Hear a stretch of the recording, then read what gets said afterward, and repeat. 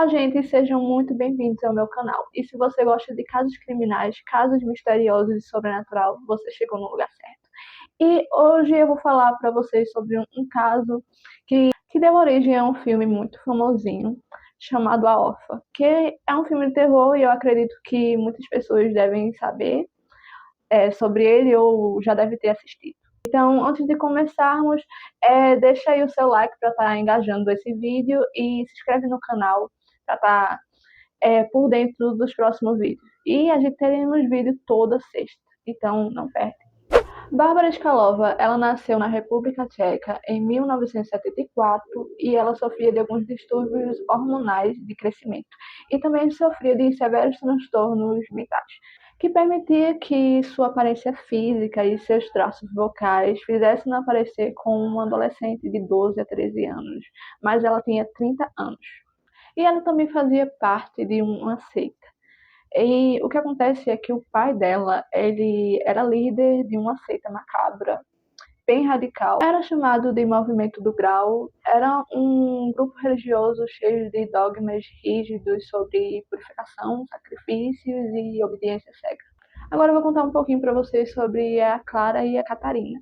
E eu não tenho muitos assuntos a respeito da Bárbara quando ela era mais nova, porque, não achei muitas informações a respeito sobre ela. Isso foi basicamente o básico. Mas essas duas têm como grande parte nesse caso. Então, vamos lá. Clara nasceu em Curim, em 1975. Ela era solteira e tinha 2 filhos, um chamado Audrey, de 8 anos, e outro chamado Jacob, de 10 anos. E ela tinha acabado de passar por um divórcio bem traumatizante com o ex dela, chamado Jane.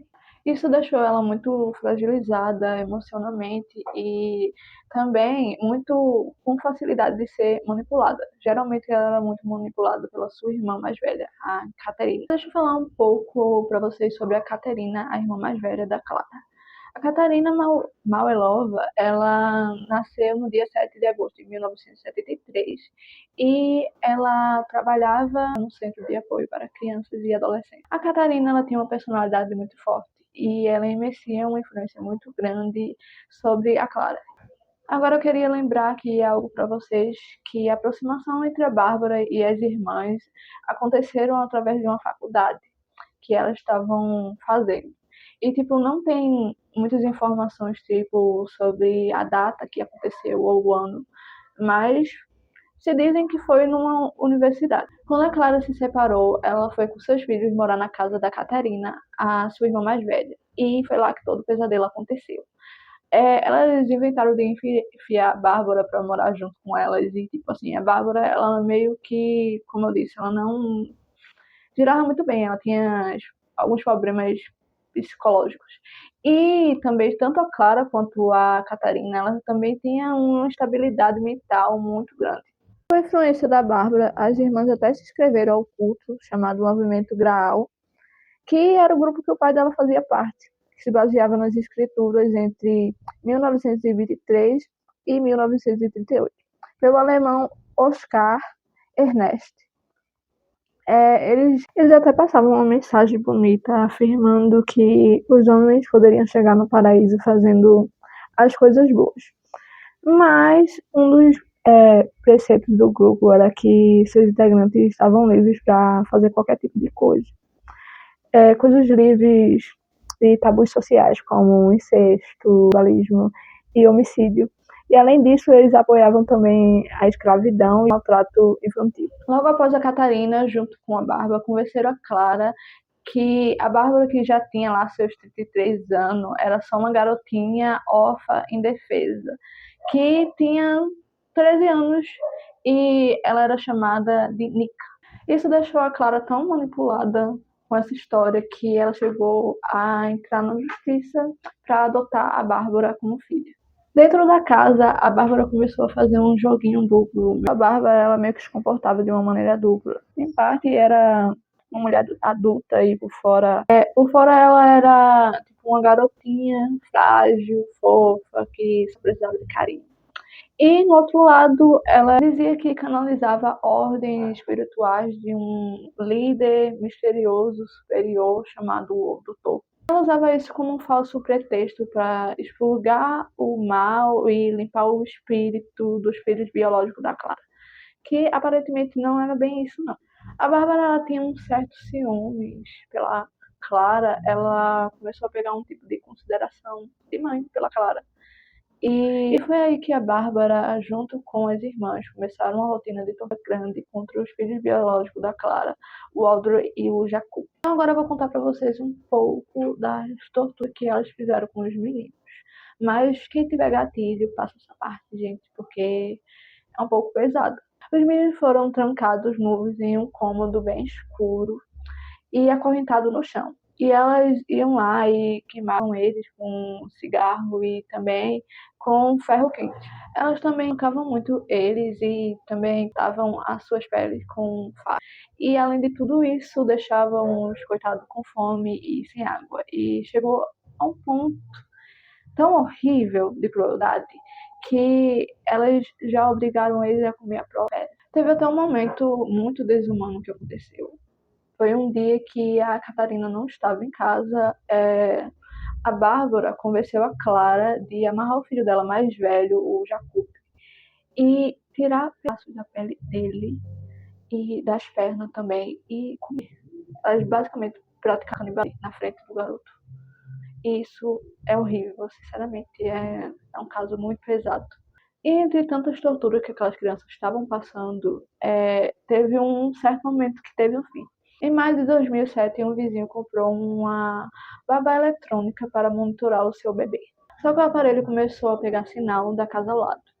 E antes de terminar a respeito sobre o vizinho, eu quero explicar uma coisa para vocês. Teve um momento que as crianças conseguiram escapar dali, da onde elas estavam presas.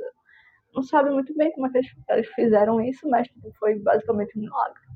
E elas conseguiram, acho que chegar até o jardim, mais ou menos assim, mas tipo, elas não tiveram muito sucesso porque as irmãs e a Bárbara pegaram eles de volta e prenderam.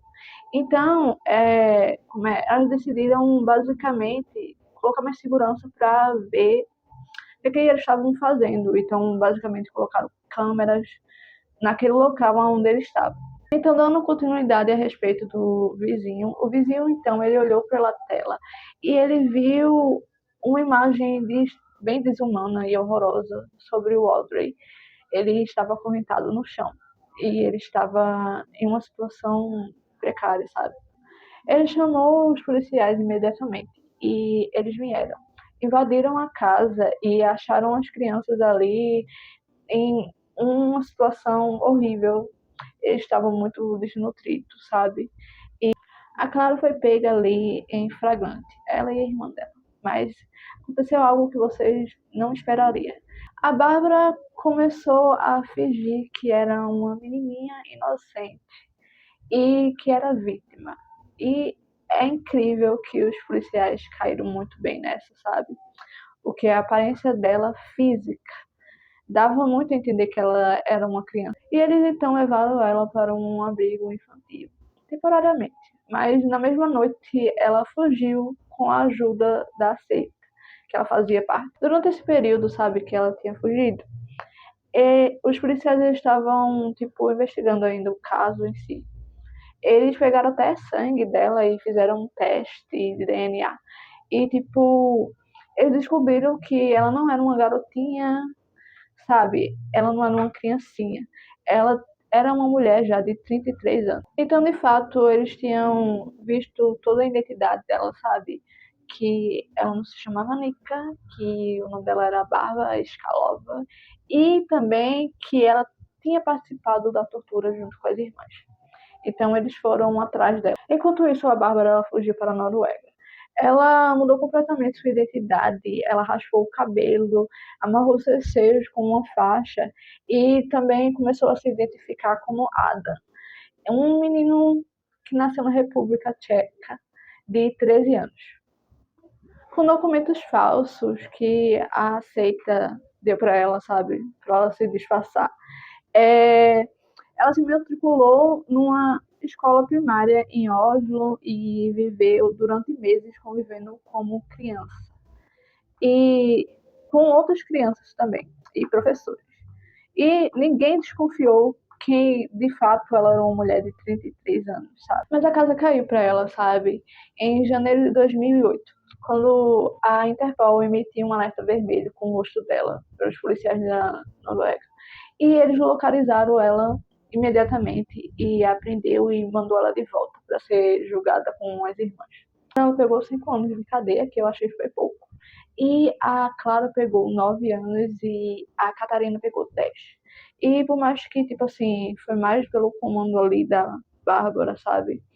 Eu achei muito pouco. O tanto de anos que colocaram para ela foi muito pouco mesmo. Enfim, esse caso acabou chocando bastante as pessoas naquela época pela crueldade humana, pela bizarrice. E acabou inspirando um filme que até hoje é lembrado, A Órfã.